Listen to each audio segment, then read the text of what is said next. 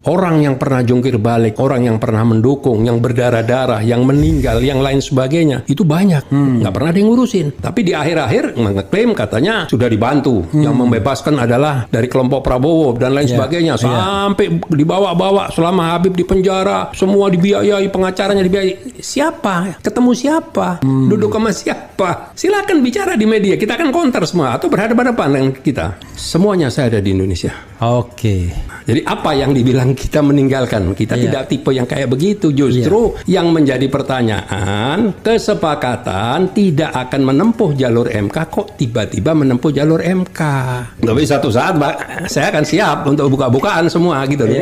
Kita ini prolog aja dulu Bung Refli gitu. Oh, Islam nggak ada suara. Nah, makanya nanti saya akan bicara ke situ gitu. Iya kan? Kalau kelompok abangan sudah katakan sudah ke PDI, misal ya aja contohnya begitu. Terus nanti Islam yang modernis, ya kan? Sudah ke Anies, misal. Nah, yang mau dukung ini siapa? Iya. Mau dukung siapa? Saya nggak ngerti gitu. Umat Islam yang mana? Yang toleran atau yang nggak toleran? Yang mana? Apa yang pernah dilakukan oleh kita? Kalau cuman PSI kecil banget kan ibaratnya. Saya nggak tahu itu apa bisa diterima apa nggak. Saya nggak tahu. Orang semua juga tahu kan. Oke, jadi kita lampaui itu bahwa ya kita anggap saja bahwa nggak mungkin lah Prabowo menyesal seperti itu ya. Itu kan offside-nya Grace Natali aja mungkin ya dalam menafsirkan omongan itu. Iya, tapi dalam perjalanan tatkala Pak Prabowo sudah dinyatakan kalah, karena akhirnya diajak bergabung.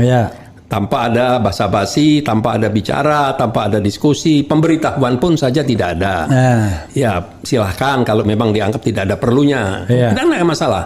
Yang bergabung kita tidak ada masalah. Kita senang, nggak ada masalah. Cuman ingat, orang yang pernah jungkir balik, orang yang pernah mendukung, yang berdarah-darah, yang meninggal, yang lain sebagainya, itu banyak. Nggak pernah ada yang ngurusin.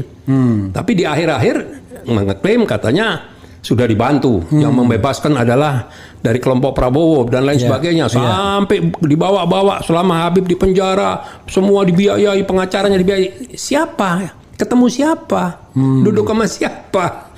Silakan bicara di media. Kita akan counter semua atau berhadapan-hadapan dengan kita. Oke. Jadi tidak ada itu semua. Saya ingin mengatakan justru yang merasa ditinggalkan adalah kelompok pendukungnya ini kan, terbalik ya. Betul. Gitu. Itu.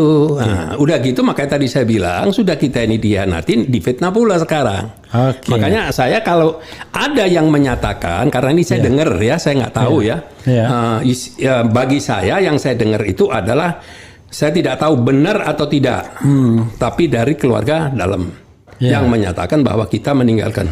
Saya bawa paspor nih Bung Refli. Paspor saya lihat, saya agak emosi memang mendengar dianggap saya melarikan diri. Ini paspor saya ada, dan di sini saya mencatat tanggal-tanggal proses di MK. Tanggal 21 sampai 24 Mei adalah permohonan. Tanggal 11 Juni registrasi. Tanggal 28 Juni MK membacakan keputusan sengketa. Semuanya saya ada di Indonesia. Jadi apa yang dibilang kita meninggalkan, kita tidak tipe yang kayak begitu. Justru yang menjadi pertanyaan, kesepakatan tidak akan menempuh jalur MK, kok tiba-tiba menempuh jalur MK.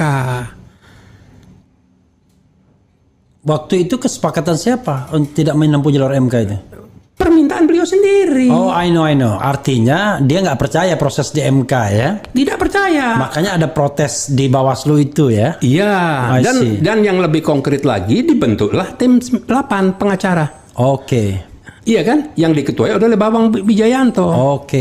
Nah, tim 8 itu diantaranya ada Denny Indrayana. Yang beracara di MK itu. Yang beracara di MK. Yang awalnya sebenarnya bukan bagian dari kesepakatan. Iya, nah saya waktu mendengar adanya penunjukan kepada 8 orang pengacara, saya kaget, saya protes keras saat itu. Akhirnya ditengahinlah oleh Pak Safri Samsudin. Nah, diberikan penjelasan begini. Akhirnya saya diajak bertemu di rumah beliau. Dihadirkan 8 orang di rumah Pak Safri. Di rumah Pak Safri. Saya hadir saat itu. Saya dengan Haji Munarman, dengan Ustadz Slamet Ma'arif, Ustadz Sobri Lubis, dan Habib Hanif Alatas.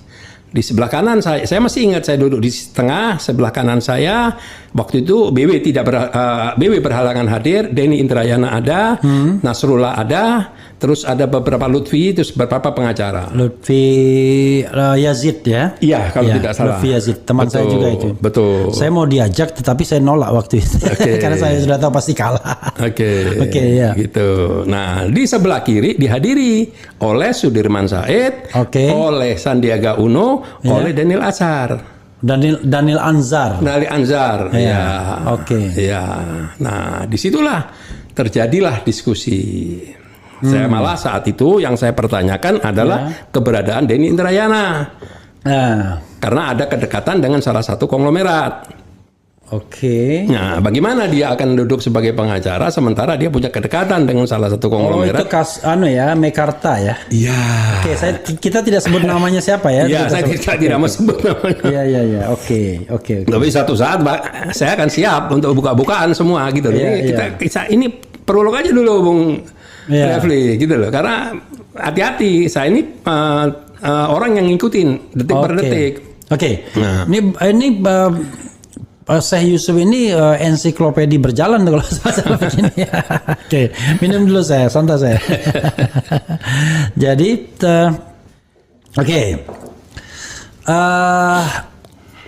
itu perjalanan ketika dukungan kemudian macam-macam ya. Tapi memang sebenarnya gini. Dalam konteks 2014 kan belum ada yang namanya GNPF gitu-gitu 2014 kan? Enggak, belum. FPI juga belum mendukung Prabowo pada waktu itu ya? Kalau kontraknya 2014. 2014 saya pernah mendengar dari sumber yang A1 yang akurat, Pak Prabowo mengingkari pertemuan 2 kali dengan Habib Rizik. Sudah mau dipertemukan? Sudah janji, tapi yang datang kalau tidak salah Pak Hatta Rajasa. Belum pernah bertemu ya? Belum. Makanya itu 2014. Waktu itu kan belum ada 2 organisasi ini, belum ada GNPF, belum ada PA212 tentunya. Adanya cuma FPI. Tapi Pak Prabowo belum pernah bertemu. Belum. Pertemuan yang kedua juga begitu. Yang datang wakilnya. Yang ketiga Habib Rizik tidak datang. Dan FPI akhirnya mendukung pasangan Prahara Prabowo Hatta Rajasa itu. Nggak tahu, saya belum bergabung. Kita tidak kita spesifikkan karena ada keterbatasan informasi ya. Jadi di 2019 itu kan sudah ada 3 organisasi ini, 3 pillars ini kan? Ada. Sudah ada FPI, GNPF Ulama, masih sudah GNPF Ulama ya? Masih GNPF MUI. Masih GNPF MUI, GNPF MUI. Kemudian satu lagi PA212. Pertanyaannya adalah bagaimana cikal bakalnya untuk sehingga tiba-tiba klop ada dukungan seperti itu. Karena Prabowo mendatangi tokoh intoleran. Kalau menurut Grace. Iya. Padahal tokoh intoleran itu Habib Rizik. Padahal Habib Rizik adalah tokoh yang sangat toleran. Kenapa saya bilang toleran? 2014 dikecewakan, 2019 begitu dikunjungi di Mekah dengan satu. Sorry. Waktu itu Prabowo datang ke Mekah. Ini firm ya, datang ke Mekah bertemu. Setelah acara di Sahid. Ada yang membuat acara di Sahid, keluarlah rekomendasi. Ada yang dicalonkan rekomendasi itu menyebut nama lah ya. Ada Prabowo, ada Yusril, ada Zulkifli, bla bla, ada Anies, segala macam lah. Berangkatlah mereka ke Mekah. Coba bayangin baiknya santunnya Habib Rizik. Diterima sebagai tamu terhormat, setelah itu bergandengan tangan, foto. Pulang otomatis seperti dapat cek kosong Prabowo.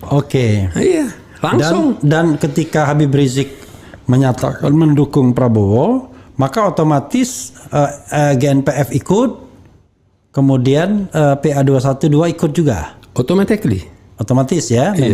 Yang lebih ini lagi, Bung Rifli, kandidat lain mati, nggak bisa jalan.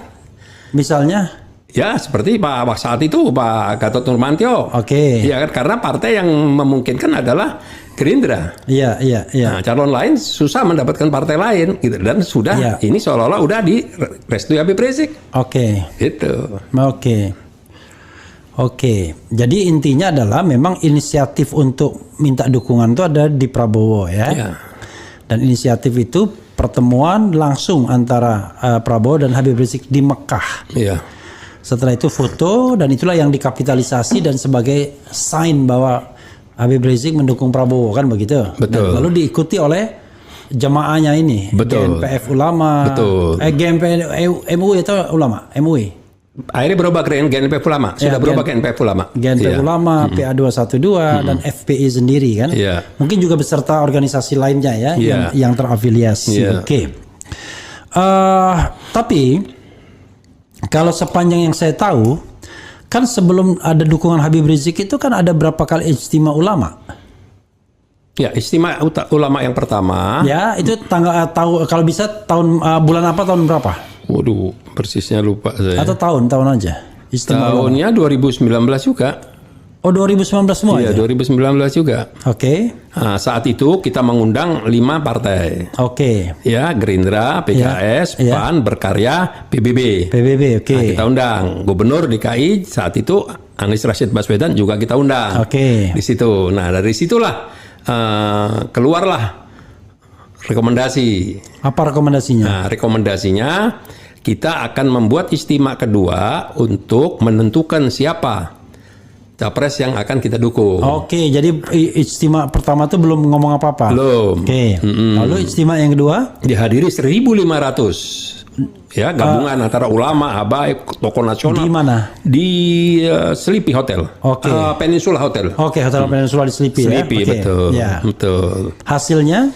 Yaitu hasilnya akan membuat ijtima yang kedua untuk menentukan kandidat yang mau kita dukung. Enggak, itu baru ijtima pertama yang 1.500 itu. Iya. Nah, lalu ijtima yang keduanya? Nah, ijtima kedua barulah keluar rekomendasi. Di mana? Dihadiri oleh kurang lebih hampir sama ya. Iya, kurang lebih hampir sama. Nah, disitulah keluar rekomendasi mencalonkan capres Prabowo dengan wapresnya 2 pilihan dari kalangan ulama. Satu, Dr. Salim Sagaf Al-Jufri selaku Ketua Majelis Syuro, yang dimana beliau adalah Ketua Majelis Syuro Partai PKS, dan dia juga sebagai, boleh katakan backgroundnya Ustadz, lulusan Madinah, jadi keulamaannya dapat, politisnya dapat. Gitu. Dan satunya murni ulama UAS. Oh, ijtima ulama kedua itu merekomendasikan 2 orang ini. Iya. Salim Segaf Al-Jufri dan dengan Ustadz Abdul Somad. Oke. Nah, tapi lagi-lagi ditolak. Yang nolak Prabowo yang menolak. Apa kaitannya sama Prabowo? Kenapa? Apa kaitannya dengan Prabowo? Ya, Prabowo mungkin punya kandidat. Oh, sorry. Kandidat lain. Maaf. Ini untuk menentukan wakil presidennya. Ya. Lalu presidennya kapan menentukan, ijtima ulama menentukan presidennya? Setelah ditolak, ya. Prabowo menyatakan saya akan menggandeng Sandiaga Uno. Oh, bukan. Maksud saya, kapan ijtima ulama menentukan Prabowo sebagai calon presiden? Ijtima yang pertama, kedua. Iya. Oh, sorry. Ijtima kedua itu Prabowo presidennya, wakilnya alternatif. Salim Segaf Al-Jufri dengan atau UAS. Ya, kita sodorkan, silakan dipilih. Ya, tapi Prabowo menolak. Oke. Ya, lalu Pak Prabowo menyatakan saya akan pilih Sandi. Oke. Nah, karena ini hasil dari ijtima, ya kita mau tidak mau mengembalikan kepada ijtima yang berikutnya. Kita sampaikan kepada peserta ijtima yang kedua. Ini hasil keputusan oleh Prabowo adalah akan memilih Sandiaga Uno sebagai wapres. Disampaikan di dalam forum. Loh, kan tadi kan penentuan itu di ijtima kedua. Iya. Tapi hari itu juga disampaikan, hari itu juga ditolak, maksudnya gitu. Iya, begitu kita menyerahkan rekomendasi, ditolak. Nah, begitu ditolak, langsung dijelaskan lagi saat itu juga? Enggak, kita buat ijtima lagi selang berapa waktu. Ijtima yang ketiga berarti? Ijtima ketiga. Oke. Disitulah kita sampaikan bahwa ini sekarang Pak Prabowo menolak dan Pak Prabowo mau mengambil Sandi. Apakah kita tetap akan mendukung Prabowo dengan Sandi? Istimewa memutuskan tetap.